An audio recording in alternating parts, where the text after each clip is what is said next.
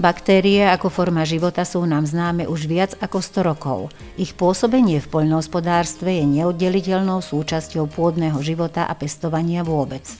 Mechanizácia v poľnohospodárstve má ale za následok značnú minimalizáciu a degradáciu populácie a pôsobenia týchto mikroorganizmov v pôde.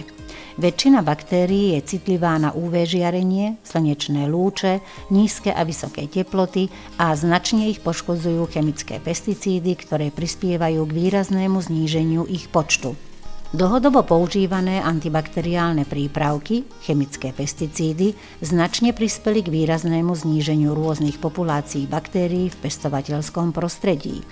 Aj z dôvodu týchto negatívnych vlastností a následného deficitu baktérií sa aplikácia bakteriálnych produktov v poľnohospodárstve značne redukovala, nakoľko sa sľubné a očakávané výsledky väčšinou vôbec neprejavovali. Spoločnosť Novascienta v spolupráci s Budapešťanskou univerzitou spoločne pracovala počas 15 rokov na vývoji nových inovatívnych foriem baktérií. Počas priebehu vedeckých prác sa vyvinula technológia identifikácia následnej možnosti množenia odolných baktérií s úplne novými, ale veľmi prospešnými účinnými vlastnosťami. Výsledkom je nová formulácia 11 spórotvorných bakteriálnych kmeňov. Úspešný výskum priniesol prevratné výsledky v možnostiach aplikácie a tiež rozmanitosti kmeňov baktérií s možnosťou pôdnej aj listovej aplikácie s cieľom ich eliminácie patogénov. Prostredníctvom identifikovaných a izolovaných populácií kmeňov sa otvorili úplne nové možnosti v ochrane a výžive rastlín. Vďaka spórotvorným vlastnostiam baktérie získali vysokú toleranciu voči prvkom, ako sú síra, meď, zinok a dôležitú toleranciu voči negatívnym vplyvom chemických pesticídov.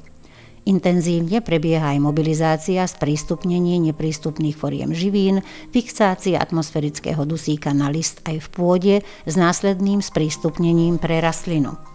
Pridanou hodnotou je tvorba fytohormónov, ako sú auxín, giberelín, cytokinín a iné látky.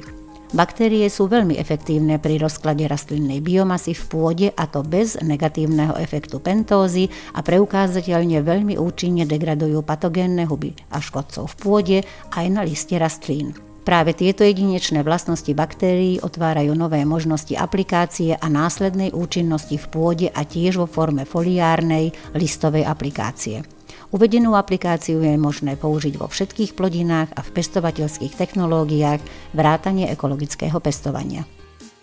Firma Alter Eco SRO predstavuje absolútnu špičku v kategórii alternatívnych biotechnologických riešení v modernej ochrane a výživy rastlín s možnosťou využitia vo všetkých pestovateľských technológiách vrátane ekologického pestovania.